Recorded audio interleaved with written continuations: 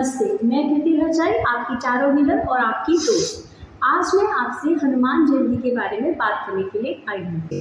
Tuesday Hanuman ji का दिन, इतना बड़ा दिन पहले ही है। उसके साथ साथ जो हनुमान जी का जन्मोत्सव मनाएंगे वो भी उसी दिन पड़ रहा है, तो आप देखिए कितना बड़ा संयोग है। साथ ही साथ इस दिन पूर्णिमा भी है। तो जो ये इस बार की हनुमान जयंती है ना, ये अपने आप में ही बहुत खास है, क्योंकि ट्यूसडे है, पूर्णिमा है, बहुत अच्छा दिन है और इस दिन बहुत से शुभ मुहूर्त हैं।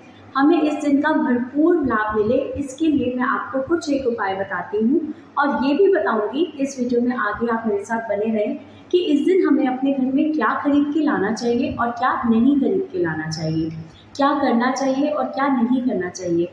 यही छोटी छोटी सी बातें आइए मैं आपको बताती हूँ। ऐसी मान्यता है कि हनुमान जी जो है ना, वो सशरीर इस वक्त हमारे साथ यहाँ पे मौजूद है, तो इसीलिए उनका जो जन्मदिन है ना, उनका जो जन्मोत्सव है वो मनाना और भी खास हो जाता है।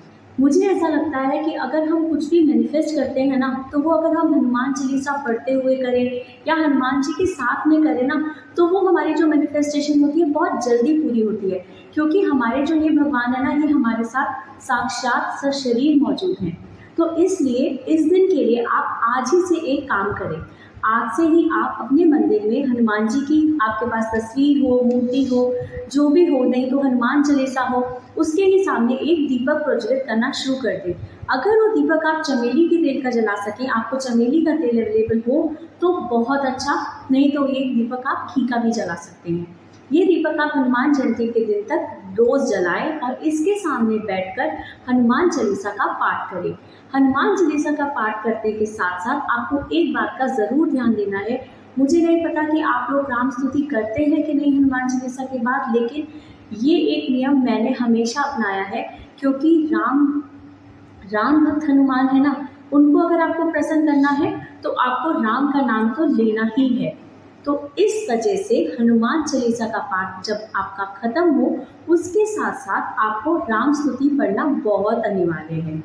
ये आप एक जो छोटा सा कार्य मैं आपको बता रही हूँ, आज ही से करें हनुमान जयंती तक, और साथ में मैनिफेस्ट करें। मैनिफेस्ट कैसे करते हैं? अगर आपको जॉब चाहिए, आपके पास जॉब नहीं है, तो आप मांगिए नहीं, आप ये मैनिफेस्ट करिए। आप ये सोचिए कि मेरे पास एक बहुत अच्छी जॉब है, मैं उस जॉब पे जा रहा हूँ, अब मैं उस जॉब को करने लगा हूँ और वो या करने लगी हूँ और वो जॉब मेरी बहुत ही अच्छी है, मैं सेटिस्फाइड हूँ। और साथ ही साथ अगर आपकी हेल्थ में कोई प्रॉब्लम आ रही है, तो आप ये कहें कि मेरे को एक बहुत अच्छे डॉक्टर मिल गए हैं, मेरे को उनकी दवाई लगनी शुरू हो गई है, मेरी बॉडी रिस्पॉन्ड कर रही है उन दवाइयों से, और साथ ही साथ अब मैं बहुत अच्छा महसूस कर रहा हूँ या कर रही हूँ।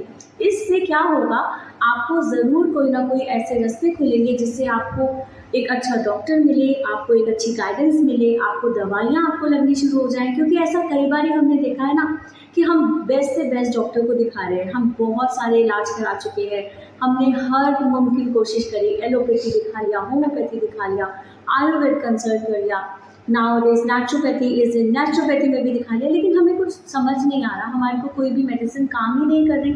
तो यही वो टाइम है जिस दिन आप, और इन दिनों में आप इस चीज़ को मैनिफेस्ट करिए, अपनी हेल्थ को मैनिफेस्ट करिए और फिर देखिए चमत्कार। और हनुमान जयंती के बाद आप प्लीज़ मुझे कमेंट में आके ये ज़रूर बताइएगा कि आपकी लाइफ में ये एक छोटा सा उपाय करने से कोई बदलाव आया है कि नहीं। बजरंगबली का नाम लेने से दुख संकट सब मिट जाते हैं, भूत पिशाच निकट नहीं आते।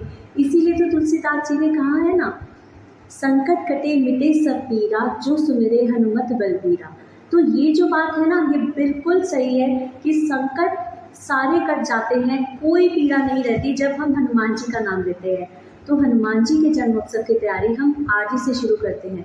जैसे हम लोग अपने बच्चों का, अपना या अपने किसी भी लव वन का बर्थडे प्लान करते हैं ना, कि हम एक हफ्ता 10 दिन पहले ही शुरू हो जाते हैं। तो यही वो टाइम है जिस दिन जब आपने ये शुरुआत करनी है कि हनुमान जी का जन्मोत्सव है, हमें क्या क्या तैयारियां करनी है। हम भंडारा लगाएंगे, या हम घर में हम पाठ रखेंगे, हम सुंदरकांड का पाठ रख सकते हैं, हम वो पाठ सामूहिक रख सकते हैं, या फिर अगर आप इस तरह से कोई आयोजन नहीं भी करना चाहें तो आप अपने घर में ही उस दिन सुंदरकांड का पाठ ज़रूर पढ़ें। और अगर आप पढ़ नहीं सकते तो कम से कम इसको आप YouTube पे सुने ज़रूर।